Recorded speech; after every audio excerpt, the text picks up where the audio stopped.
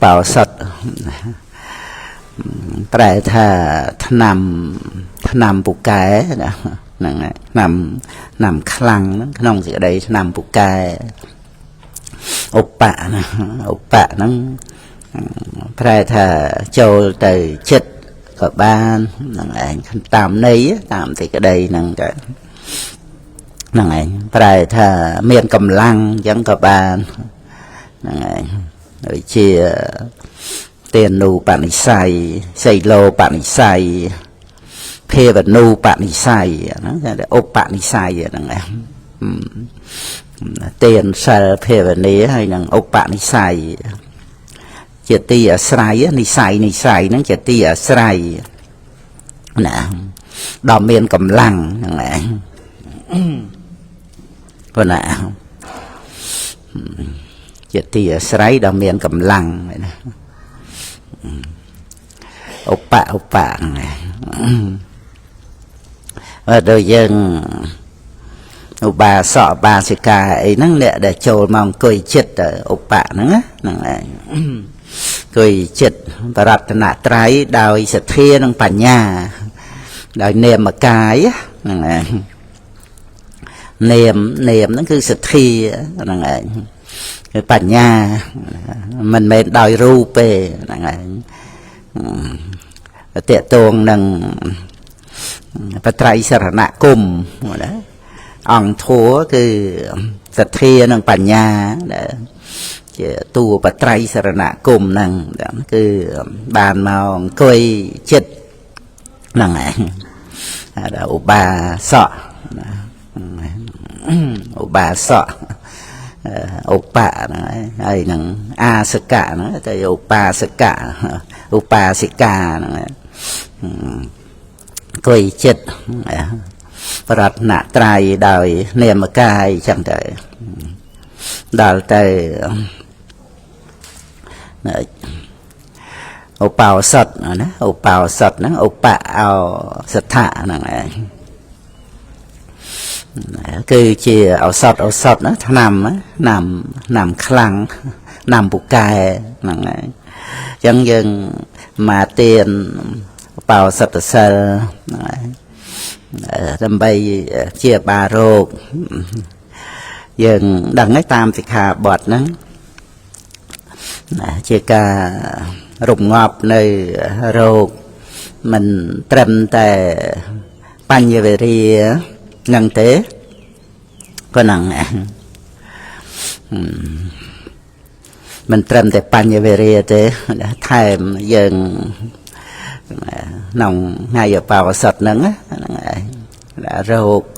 ni vật nạ rô ca mà chăn tệ chia bạc tệ ấy nâng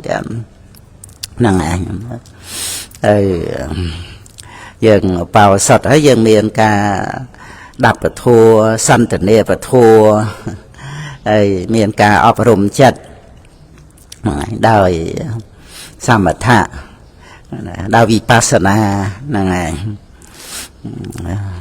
samatha nó cứ ngọt rùm ngọt chất ấp rùm chất này đời tham bục cài bảo sật nâng ấy nắm mình mền phần năng thế năng miền hô đào tơ ở đây giờ mẹ không để trời ao chi chậm bát dương trời chi râu vật sòng xá rồi năng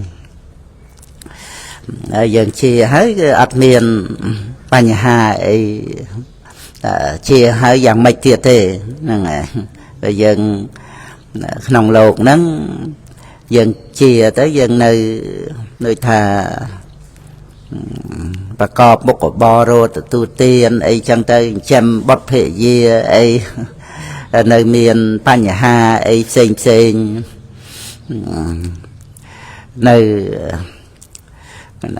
vật bị vô cả tục xăm bị vô cả tục miền cái đây tục lời chặt xinh tới tiệt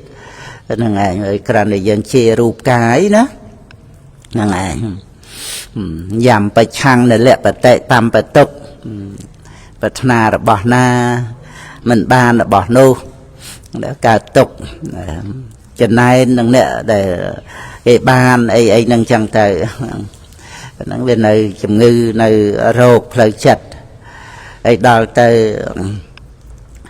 យើងមានទានមានសិលមានភាវនានេះ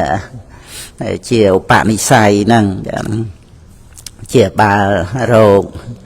ផ្លូវចិត្តហ្នឹងបានជាទៅអត់មានបញ្ហាអីក្នុងវដ្តសង្សារហ្នឹងក្នុងជាតិហ្នឹងដែលមិនតាន់អស់ជីវិតមិនតាន់បរិនិព្វានក្នុងភាពជាព្រះអរិយបុគ្គលណាហ្នឹងក៏មានជីវិតគង់នៅដោយសុខសប្បាយផ្លូវចិត្តហ្នឹងឯងដែលអត់មានសេចក្តីទុក្ខ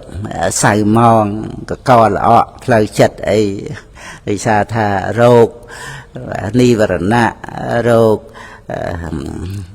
សកាយៈទិដ្ឋិវិជកិច្ឆាសីលបត្តបរាមាសៈអីហ្នឹងយើងសិក្សាតាមព្រះបរិយត្តិធម៌ហ្នឹងទៅហើយបរិបត្តិទៅយើងស្គាល់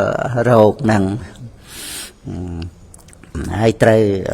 ជាបាលជាទៅដោយឧបោសថដោយសមថៈគ្រប់សង្កត់ទៅវិបស្សនាបានញ៉ាំងអរិយមគ្គឲ្យកើតឡើងអរិយមគ្គហ្នឹងគឺជាដាច់ហ្មងកាត់ផ្ដាច់នៅរោគហ្នឹងគឺថាมันមានរើมันមានរៀលដាលអីតទៅទៀតទេហ្នឹងគឺព្រះនិព្វានការដែលបានជាដាច់ទៅដោយអរិយមគ្គហ្នឹងហ្នឹងឯងហ្នឹងគឺជាព្រះនិព្វានហ្នឹងឯងហ្នឹងអត់មានបញ្ហាអីទៀតទេហើយព្រះអរហន្តអីដែលគង់ប្រជជននៅអីហ្នឹងគឺទោះជានៅមានជារានៅមានជំងឺរោគាអីផ្លូវកាយអីហ្នឹងឬក៏បញ្ញខណ្ឌទៅបែកធ្លាយដោយសមុច្ឆេទមរណៈមាន3ដោយខនិកៈមរណៈដោយសមតិមរណៈហើយនឹងសមុច្ឆេទមរណៈខនិកៈមរណៈហ្នឹងគឺការកើតរលត់នៃនាមរូបណាហ្នឹងឯងនាមរូបហ្នឹងដែលមានការកើតហើយវាត្រូវតែរលត់ទៅនឹងជាច្បាប់នៃសង្ខារធัวអញ្ចឹងបានអត់អាចកែប្រែផ្លាស់ប្ដូរអីបានទេមុននឹងកើតវាអត់មានហើយក៏ត្រឡប់ទៅជាមិនមានវិញរលត់ទៅហ្នឹងឯង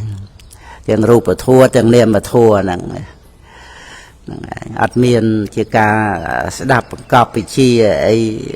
ពីអ្វីទាំងអស់សង្ខារធัวហ្នឹងឯងអត់មានទទួលការបង្កប់វិជាអំពីទេវតាប្រអិនប្រព្រំណាហើយក៏អត់មានទទួលការបង្កប់វិជាពីបច្ច័យអីទេហ្នឹងឯងបច្ច័យហ្នឹងមិនមែនជាតួបង្កប់វិជាអីហ្នឹងឯងគឺច្បាប់របស់បច្ច័យហ្នឹងញ៉ាំងផលឲ្យកើតឡើងអញ្ចឹងហ្នឹងឯងមិនមែនជាការបញ្ជាទេណាបច្ច័យទេ